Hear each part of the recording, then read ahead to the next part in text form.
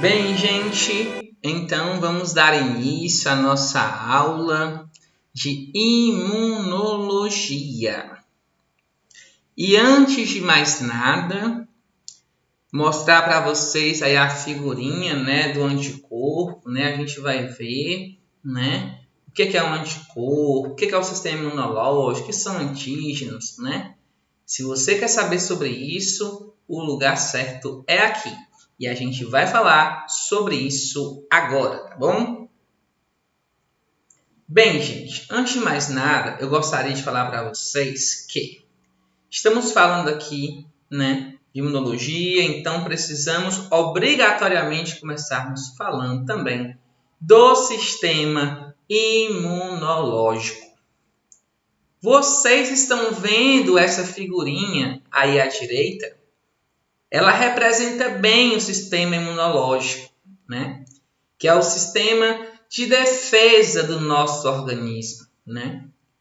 Atualmente, com essa pandemia, com o SARS-CoV-2, muito se fala nas infecções, nas doenças. Então, o sistema imunológico ele atua na defesa do organismo. Contra quem, professor? Contra patógenos. E quem são esses patógenos? São os micro-organismos, como vírus, fungos, bactérias, protozoários, helmintos, E aí, Mas quem é que participa realmente? Quais são as células, professor, envolvidas, nessa defesa imunológica? Os leucócitos. Vem do grego. Leuco quer dizer branco. Cito quer dizer célula. Então, automaticamente, eu sei que leucócitos são os glóbulos brancos que atuam na defesa do organismo. E esses glóbulos brancos, professor, eles podem ser de quais tipos? Podem ser granulócitos ou agranulócitos, como nós vamos ver. Os granulócitos nós temos, aí os basófilos, os neutrófilos e os eosinófilos. E os agranulócitos, professor, nós temos aí os linfócitos e os monócitos. Bem, gente, quando a gente sofre algum corte no dedo, ou quando a gente sofre qualquer tipo de abrasão na pele, a primeira forma que o organismo encontra de se defender é com a inflamação. E aí aquele seu dedo que você cortou, por acidente, vai começar a ficar ali edemaciado, vai ter uma vermelhidão, vai ter ali, pode ter hipertermia, que é a febre. Então, aí damos o nome de sinais logísticos. Então, se você está querendo me dizer, professor Paulo, que sinais logísticos são sinais referentes ao processo inflamatório, exatamente isso. Quando você tem uma inflamação no organismo, aquele seu dedo ali que você cortou, sofreu algum golpe ali, alguma abrasão na pele, você vai ter a dor, você vai ter o rubor, você vai ter o calor, você vai ter o edema. Falar também do sistema imunológico, pessoal, é falar a respeito da imunidade inata e imunidade adaptativa. Qual a diferença, professor? Nós vamos aprofundar isso também. Na imunidade inata, você não teve contato prévio com o antígeno. É a primeira vez que você está tendo contato com aquele antígeno, com aquele patógeno. Já na imunidade adaptativa, se refere que você desenvolveu a memória imunológica, que você já teve um contato prévio com o antígeno. Citocinas. O que são citocinas, professor? São substâncias quimiotáticas. Falou grego, professor. Me explique isso melhor. Substâncias quimiotáticas são substâncias que atraem células para o local da infecção. Então, quando um macrófago faz diapedese, atravessando ali a parede do endotélio, a parede do vaso sanguíneo, Quando o monócito se esgueira ali para atravessar o endotélio e até o interstício, é graças a essas substâncias quimiotáticas, que são também chamadas de citocinas. Me dê exemplos, professor, de citocinas, de substâncias quimiotáticas. Interleucina 3, interleucina 6, interleucina 11, fator de necrose tumoral alfa, né? TGF-beta e interferon gama nesse sentido, beleza? E, né, a gente também tem que falar que a resposta imunológica, ela pode se dar na forma de uma resposta celular ou ainda humoral. Qual a diferença, professor? Resposta celular, resposta humoral? A resposta celular está relacionada aos linfócitos B, TCD4, TCD8. E a humoral se refere aos anticorpos, que são as imunoglobulinas, como IgA, IgM, IgG, IgD e IgE. Beleza? Vamos lá, continuando. Então, gente, antes de mais nada falarmos, leucócitos. Mais uma vez reforçando, gente. Leucócitos vem do grego. Leuco quer dizer branco. Cito quer dizer célula. Então, leucócitos são os glóbulos brancos, gente, né? Esses leucócitos, eles podem ser tanto granulócitos quanto agranulócitos. Qual a diferença? Granulócito significa que ele vai apresentar ali granulações citoplasmáticas. E os agranulócitos, esse A é negação, significa que ele não tem grânulos, né? Granulações citoplasmáticas ele não tem, né? Nesse sentido. E aí você tem aí que falar que como granulócitos temos os basófilos, neutrófilos e eosinófilos. Vamos começar falando dos neutrófilos.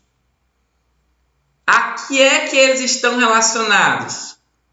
Eles estão relacionados à infecção, quer seja ela bacteriana, quer seja ela fúngica. Como é que eu vou saber, professor? Lá no exame laboratorial, no exame de sangue, no hemograma do paciente, está lá uma neutrofilia, um aumento do número de neutrófilos. Aí você vai e diz, nossa, isso é uma infecção bacteriana ou fúngica? Aí você vai lá no formulário de urina e olha, opa, aqui tem presença de nitrito? Tem, se tiver infecção bacteriana. Ah, não tem presença de nitrito e o neutrófilo deu aumentado no exame de sangue? Então se trata possivelmente de uma infecção fúngica. E como é o neutrófilo, professor? As granulações são rosáceas, né? E o neutrófilo é trilobulado, né? A não ser quando ele tem alguma alteração morfológica, né? Uma hipersegmentação de neutrófilo, como Meiling-Haglin, Piget-Rouet, Chediak-Gashi, nesse sentido, ok? Agora, gente, vamos falar sobre os basófilos e os eosinófilos.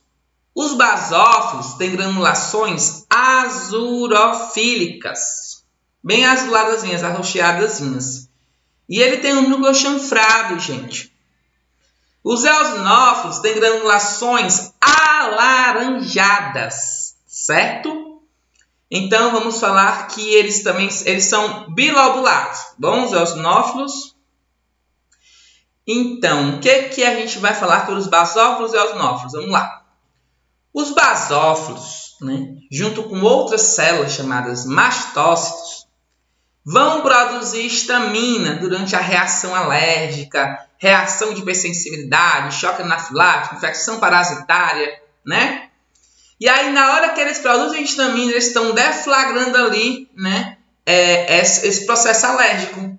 E quem é que vai tentar combater esse processo alérgico, professor? Vai ser os eosinófilos, que vão produzir quem? Os leucotrienos, que vão atuar junto com o ácido araquidônico ali produzido a nível de hipotálamo, para tentar debelar essa reação alérgica, né? Nesse sentido, certo? E é dessa forma, os eosinófilos vão combater esse processo alérgico. Tem uma reação alérgica, uma alergia, em um paciente que não tem hipersensibilidade, beleza, não vai sentir nada, nenhum sintoma. Mas se o paciente for alérgico, uma picada de abelha é capaz de, se o paciente tiver uma alergia grave, né, a picada de abelha, a histamina, tem que ser administrado imediatamente adrenalina ou algum antistamínico, injeção de adrenalina, porque senão o paciente vem a óbito em poucas horas. E os agranulócitos, gente, linfócitos e monócitos, né? Os linfócitos são células pequenóticas, são células pequenas, com um núcleo bem redondinho, ocupando o citoplasma da célula. E aí você nota na lâmina um linfócito, quando você vê lá uma célula bem pequenininha, com um núcleo bem redondinho, ocupando todo o citoplasma da célula. Então, os linfócitos estão relacionados a infecções virais, gente, né? Se por acaso tiver no exame linfocitose, aumento dos linfócitos, pode ser que o paciente, né, esteja, por exemplo, com dengue, né, seja, por exemplo, com alguma hepatite B. Por quê? Porque linfocitose indica aumento dos linfócitos. E linfócitos estão relacionados a infecções virais. E os monócitos, gente? Monócitos são células grandes com núcleo irregular e que estão relacionadas à mononucleose infecciosa ou doença do beijo, tá certo? Sempre assim. Bem, gente, falando agora da inflamação. Vocês estão vendo essa figurinha aí à direita? Eu estou mostrando aí vários pontos aí em que pode acontecer aí a inflamação, né? Ó, você está com a bursite, né? Aqui com a inflamação aqui bem na cabeça do úmero, ou na região cubital do cotovelo, ou na região do punho, né? Antes do carpo e metacarpo, ou na cabeça do fêmur, né? Qualquer inflamação que aconteça no seu organismo, ou mesmo, até mesmo o dedo que você corta, você se fere ali e produz aquela inflamação. A inflamação é a primeira forma que o organismo encontra de se defender, né? E aí você tem os sinais flogísticos, gente, como a dor, o rubor, que é o eritema, a vermelhidão, né? O calor, que pode levar à febre, a hipertermia, e edema, que é a inchaço daquele local, né? Que está infectado nesse sentido. Quando você nota no dedo do paciente aquela purulação, gente, o que aquele pus indica? Pus, gente, são os leucócitos que estão combatendo ali no local da infecção. À medida que eles vão combatendo, eles vão morrendo, né? E aí eles vão, então, formando aquela purulação. Então, toda vida que você olhar agora o pus, você não vai olhar mais simplesmente como uma purulação, mas você vai se lembrar que ali tem leucócitos combatendo a infecção naquele local, ok? E aí, gente, falar também que, né, infecção não é a mesma coisa que doença. Não, professor, não. A infecção se refere à presença do micro-organismo, né, no corpo humano. Já a doença se refere que esse micro-organismo produz uma resposta imunológica frente àquela infecção. Beleza? Então, quais seriam os sinais logísticos, mais uma vez? A dor, o rubor, que é o eritema, ou seja, aquela vermelhidão, o calor, que é a febre, a hipertermia, e o edema, que é o, entre aspas, inchaço, né? Então, gente, nesse sentido, quando você se fere o dedo com um golpe, né, de algum perfuro cortante, então vai doer bastante, vai ficar vermelho, você pode ter febre e vai ficar bem edemaciado, certo? Então, gente, na imunidade inata, temos que falar na imunidade natural, certo? Em que o paciente ainda não teve contato com o antígeno, tá bom? Quais são os exemplos de células que atuam nesse sentido? Tem as células dendríticas, células natural killer, macrófagos, sistema complemento. Lembrar que as células natural killer tanto fazem parte da imunidade natural como da imunidade adaptativa. Como é que eu reconheço um macrófago, gente? Um macrófago é uma célula, né, que tem muitos vacúolos lisossômicos. O que é isso? Tem enzimas ali naqueles vacúolos. Quando você está lendo uma lâmina que está lá, uma célula altamente vaculizada, não haja dúvidas. Você está diante de um macrófago. E qual o grande papel do macrófago, professor? Fagocitose. Ele vai englobar o antígeno, vai processar o antígeno dentro do vacúolo lisossômico e a partir daí vai estar apresentando ali na sua superfície o MHC, o complexo de histocompatibilidade, quer seja MHC de classe 1, quer seja MHC de classe 2. O MHC de classe 1 vai interagir com os linfócitos TCD8, né, que são os citotóxicos. Já o MHC de classe 2 vai interagir com os linfócitos TCD4, que são os helper ou auxiliares, nesse sentido, está certo? O sistema complemento faz parte da cascata, né, do complemento, né, em você tem aí os macrófagos produzindo as perfurinas, granzimas e a via das caspases, tá certo? Sempre assim. Na figurinha eu trago para vocês os leucócitos, tá certo? Bem bonitinho, representando aí. Imunidade adaptativa ou adquirida. O organismo, o corpo, já desenvolveu memória imunológica. Quer seja essa memória imunológica celular, quer seja essa memória imunológica humoral. Diferença entre a celular e a humoral é que a celular envolve os linfócitos B, né? Os linfócitos TCD4, que é o helper auxiliar, e o TCD8, que é o citotóxico, né? Então, os linfócitos B eles vão se diferenciar em plasmócitos para produzir os anticorpos, que são as mesmas imunoglobulinas. E quais seriam esses anticorpos, professor? IgA, IgM, IgG, IgD e IgE.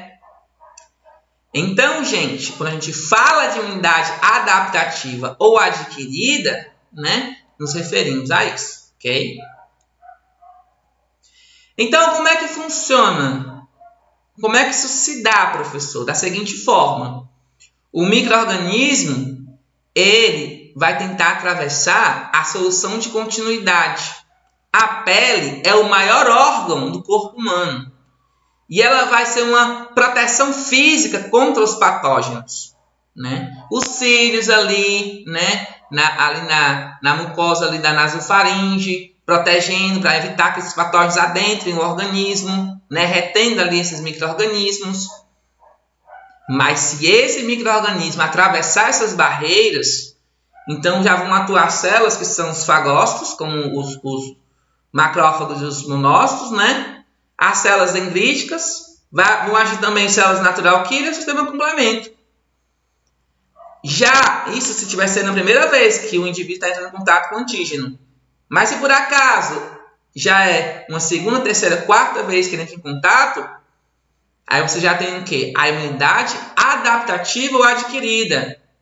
O papel dos macrófagos eu já falei, né? E o dos linfócitos? O linfócito TCD4 apresenta o antígeno para o linfócito TCD8. Ou ainda o linfócito B apresenta para o TCD4, que apresenta para o TCD8. Ou ainda, né, o B vai apresentar diretamente para o TCD8. Sendo que o grande papel do linfócito B é se diferenciar em plasmócitos e produzir as imunoglobulinas, que são os anticorpos, certo? Sempre assim. Então, os anticorpos, né, eles são glicoproteínas, né? E quais são as classes de anticorpos que tem, professor? Você tem IgA, IgM, IgG, IgD e IgE. O único anticorpo, olha aí na figurinha, né? Ó, o único anticorpo que é dimérico, né, é o IgA. O IgA tem duas partes, né, formado por duas partes. O que significa dimérico, professor? Di vem do grego, quer dizer dois, meros quer dizer parte. Dimérico, duas partes. Está presente nas secreções mucosas, como, por exemplo, o leite materno, né? Por que o leite materno ele é tão importante, né, para a criança, para o neonato? Justamente por isso, porque ele vai ser, né, um anticorpo que vai defender contra infecções nesse sentido. Por isso é muito importante a amamentação, né, nesse sentido. IgM, gente, é pentamérica, né? É a maior das imunoglobulinas. Ela não atravessa a barreira transplacentária e está presente na fase aguda da doença. O que significa pentamérica, professor? Vem do grego, penta, 5, meros, parte. Pentamérica, 5 partes. É a maior das imunoglobulinas.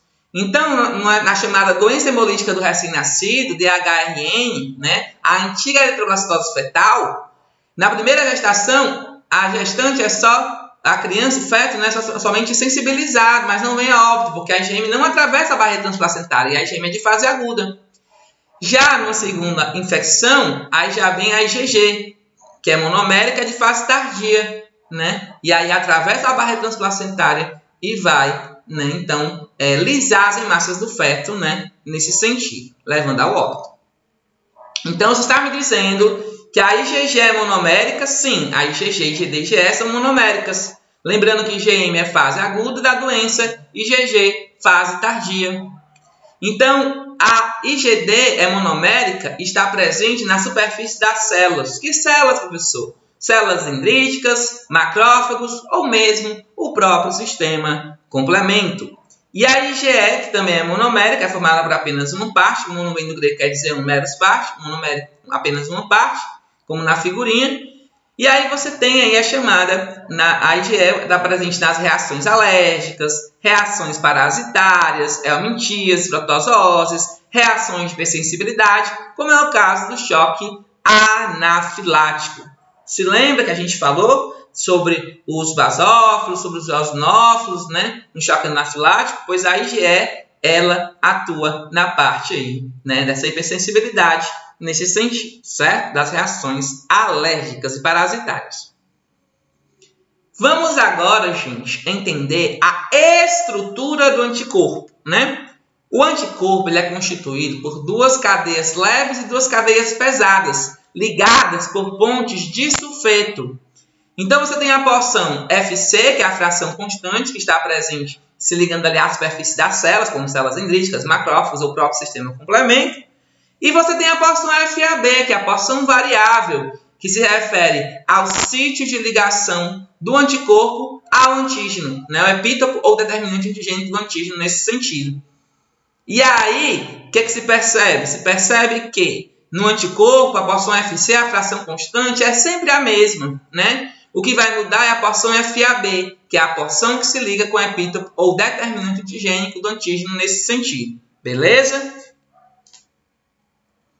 Então, os tipos de anticorpos você vai ter aí, como já falei, né? IgA, que é dimérica, IgM pentamérica, IgG, IgD e IgE são monoméricas nesse sentido, né? Dimérica, 2 partes. Pentamérica, 5 partes. Monoméricas, apenas uma parte nesse sentido, beleza?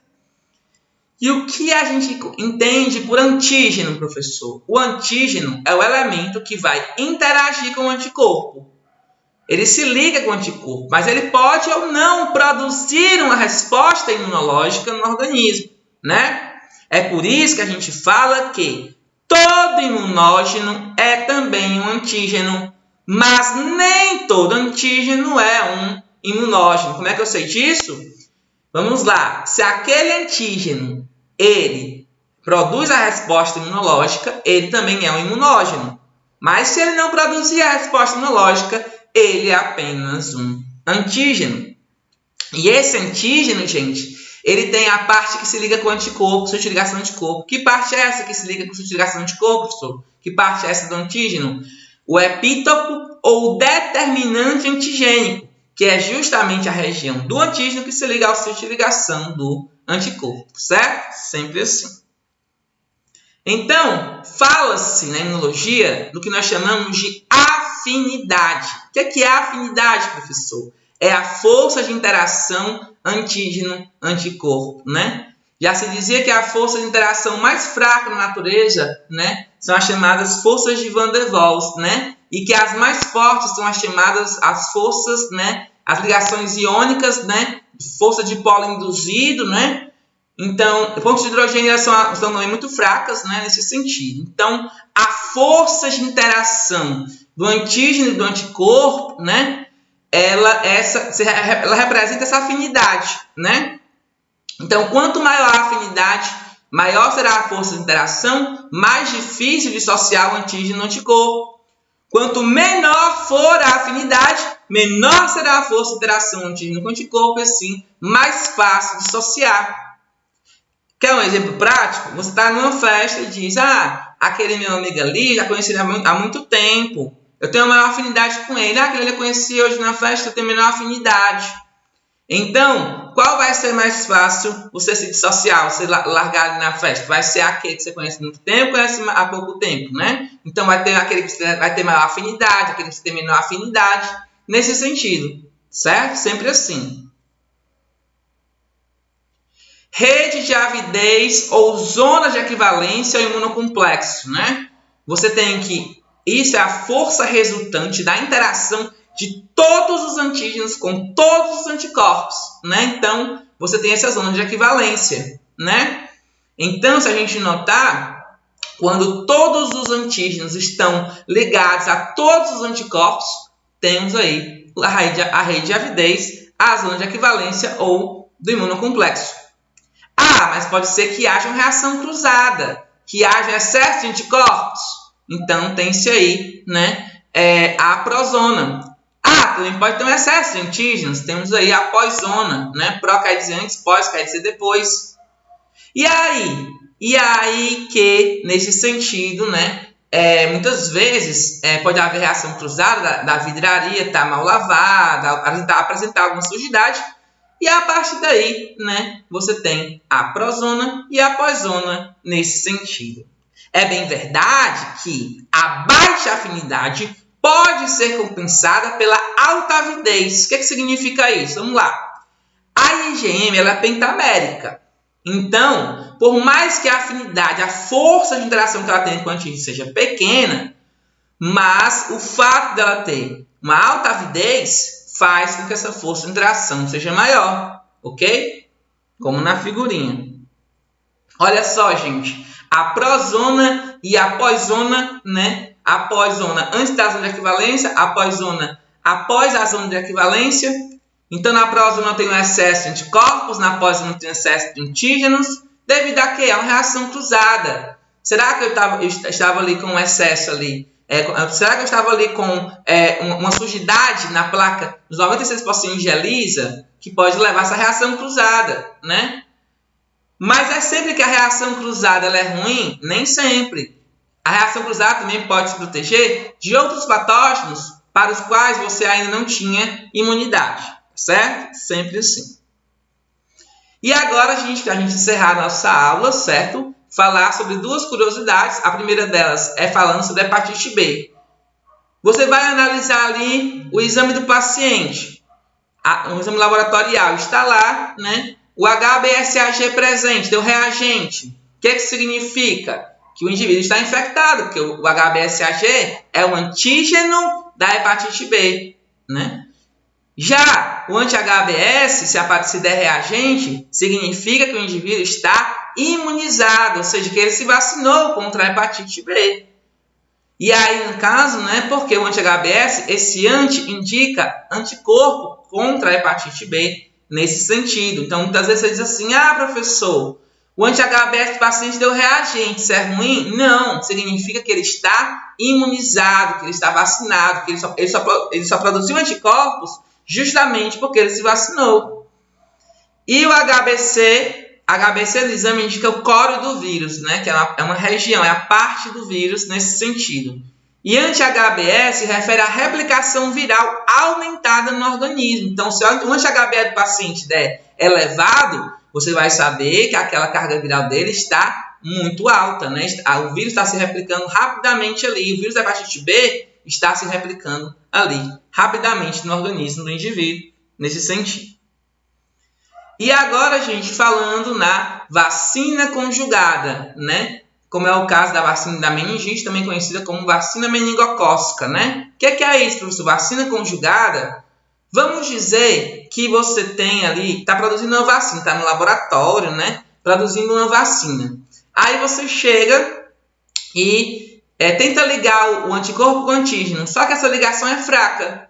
Aí o que você faz para aumentar essa força de interação? Você junta o ápteno com a proteína carreadora para formar o epítopo ou determinante antigênico do antígeno. Pronto. No que isso acontece, você aumenta a eficácia da vacina. Por quê? Porque você aumentou a afinidade do epítopo ou determinante antigênico do antígeno pelo sítio de ligação do anticorpo. Beleza? E é por isso que nós dizemos que, nesse caso, né, a vacina conjugada, que é o exemplo, a vacina meningocócica, né, é justamente aumentar a demonstração do antígeno no anticorpo e assim ter uma maior eficácia da vacina, maior qualidade aí desse procedimento, beleza? Gente, muito obrigado, encerramos aqui a nossa aula e até breve.